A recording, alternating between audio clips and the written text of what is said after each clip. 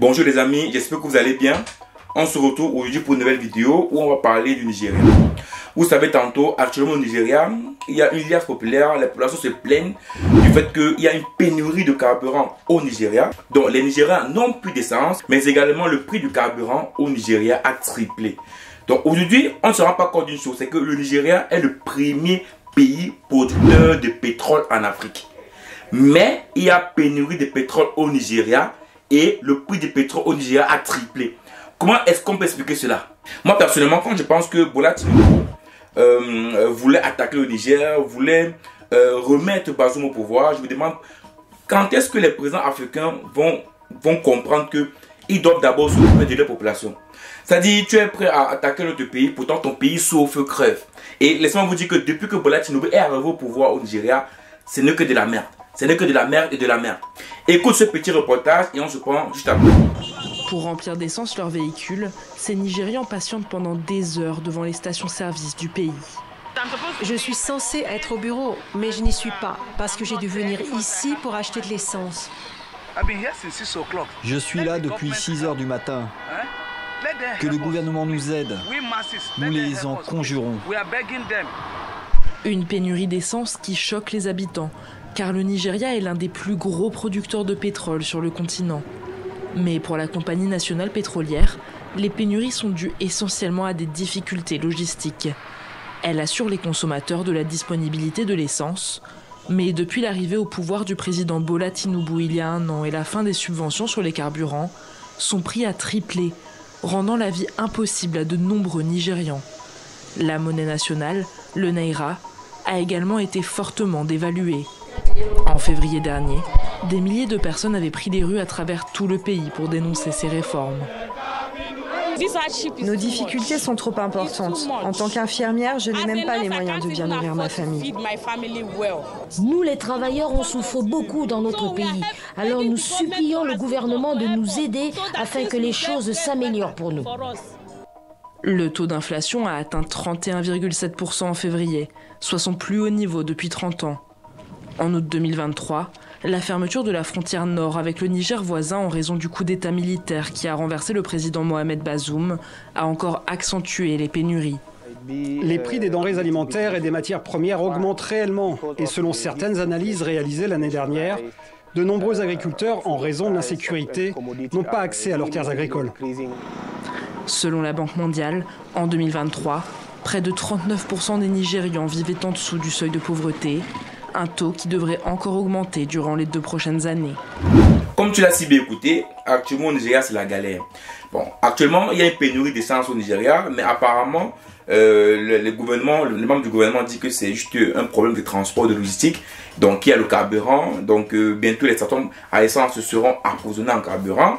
Et que c'est voilà, et que ça peut arriver. Mais on se demande quand même comment est-ce que, parce que normalement la pénurie arrive réellement dans un pays lorsque on importe. C'est-à-dire que lorsqu'on importe le carburant, ça peut arriver que oui, il y a des pénuries. Mais généralement chaque pays a toutes des réserves. On fait tout l'effort d'avoir des réserves pour effectivement éviter d'avoir des pénuries. Donc, mais que ça uniquement soit un problème logistique, moi je ne suis pas très sûr de cela. Non. Comment on peut comprendre qu'un pays comme le Nigeria qui est producteur de pétrole est en pénurie de pétrole? Mais pour moi, ce n'est même pas ça que je vais parler dans cette vidéo. C'est juste pour faire comprendre que quand vous voyez des gens comme Bola Tinubu, c'est-à-dire que c'est exactement ce type de président qu'il ne faut pas dans un pays. Désolé que je dise ça aux Nigériens, mais vous avez choisi le mauvais homme. Désolé, vous avez pris le mauvais homme. Quand vous avez un président qui arrive au pouvoir, qui d'abord prend des politiques qui ne peuvent pas aider le peuple, parce que oui, quand on retire les subventions, c'est vrai que d'une part ça permet à ce que toutes ces personnes qui profitaient de ça, ces grosses entreprises qui gagnent de l'argent avec les subventions, ok, ça permet à ce qu'ils puissent réduire effectivement le gain colossal qu'ils avaient, mais également ça impacte aussi la population. Donc ça veut dire quoi? Ça veut dire que dès que vous commencez à retirer les subventions, il faut retrouver un autre moyen pour pouvoir donner l'aide à la population. Et cela passe par quoi? Par des subventions à la population, par des bons d'achat, des bons d'essence. Voilà, il faut trouver un moyen de pouvoir donner à la population qui n'a rien. Parce qu'on sait tous qu'enlever les subventions, ah oui, l'État ne va pas tout subventionner le pétrole, oui. Mais quand vous avez 61% de la population qui sont pauvres, quand vous prenez ce type de décision, vous devrez faire attention. Vous devez faire attention parce qu'il y a des populations qui manquent quoi manger. Il y a des populations qui n'ont rien. Donc moi je pense que c'est là que Bola Tinubu effectivement a pris sa décision sans tenir compte du petit du petit Nigérian, et aujourd'hui on se rend compte que le Nigeria est en train de tomber. Les peuples nigériens sont en train de tomber. Récemment on a vu encore là-bas au nord comment il y avait plus de 200 élèves étudiants qui étaient enlevés. Le chaos et la panique règnent dans cette ville du nord-ouest du Nigeria. Un peu plus tôt, des hommes armés ont fait irruption dans cette école. Selon les autorités, ils ont entouré l'établissement juste avant le début des cours, puis ils ont enlevé au moins 250 élèves. Un professeur a aussi été enlevé. Il a dit qu'il ne pouvait pas s'enfuir car les élèves avaient besoin de lui, de sa protection. Un vigile a aussi été tué pendant l'assaut alors qu'il tirait en l'air pour essayer de faire peur aux hommes armés. C'est le deuxième enlèvement de masse en moins d'une semaine au Nigeria.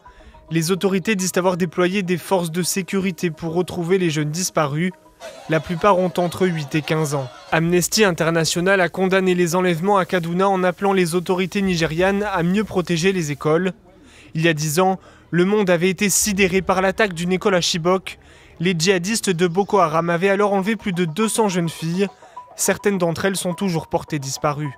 À un moment donné, vous vous demandez, mais pourquoi est-ce que la CEDEAO, par exemple, qui était une communauté qui devait permettre aux États africains de pouvoir se développer, de pouvoir se sécuriser, pourquoi cette CEDEAO est devenue plutôt une CEDEAO où on veut attaquer d'autres pays? Aujourd'hui, on se rend compte qu'aujourd'hui, la CEDEAO devait jouer le rôle qu'il doit réellement jouer, même au Nigeria. Et Bola Tinubu également devait jouer son rôle au Nigeria. Et non rester là juste parce que tu veux essayer de battre l'autre, de combattre l'autre. Ça ne sert à rien de voir la paille qui est dans mes yeux, alors qu'il y a également une paille dans la tienne. Bola Tinubu voit un problème au Niger. Pour lui, il faut remettre l'ordre constitutionnel au Niger, mais il ne voit pas le problème qu'il y a dans son propre pays au Nigeria. Il ne voit pas comment les populations souffrent. Il ne voit pas comment ça devient difficile. Il ne voit pas comment aujourd'hui les peuples ne se peuvent pas manger. Mais il est ailleurs. Donc moi, franchement, dans cette vidéo, je voulais seulement faire appel à tous les chefs d'État africains qui ont toute tendance à voir ce qui se passe ailleurs sans commencer d'abord par donner la chance à leur propre peuple de réussir. Donc arrêtez de commencer à faire comme si voilà, comme les Américains ou même comme les Français. On est mieux de regarder vos citoyens, vous regardez à l'extérieur. On doit faire la paix à l'extérieur. On doit rétablir à l'extérieur. Alors que même dans vos propres pays, vous vous en sortez pas. Commencez d'abord, nous en Afrique encore, eux on peut dire qu'ils ont un peu d'argent. Nous en Afrique, on n'a rien. Donc chaque président doit commencer d'abord par aimer son peuple. Il doit commencer par servir son peuple, à se battre pour que son peuple puisse réussir. C'est d'abord la mission que chaque chef d'État africain doit mettre dans sa tête. Donc arrêtez de suivre ces puissances étrangères qui vous font croire que ça n'a chez quelqu'un d'autre que vous allez pouvoir montrer que vous êtes fort. Non, c'est quand on voit ce qui se passe chez vous, dans votre pays, qu'on dit si vous êtes un bon ou mauvais président. Donc les amis, voilà un peu ce que je voulais partager avec vous dans cette vidéo. Comment est-ce que vous voyez ce qui se passe actuellement au Nigeria? Est-ce que Bola Tinubu est en train d'être le président le plus nul au Nigeria? Ou est-ce que vous pensez que non, Bola Tinubu fait juste ce qui est nécessaire et ce qui est bon pour son pays et que très prochainement, il prendra des bonnes décisions qui vont permettre de redresser le Nigeria et que enfin le peuple du Nigeria va enfin voir la lumière du jour. Ciao.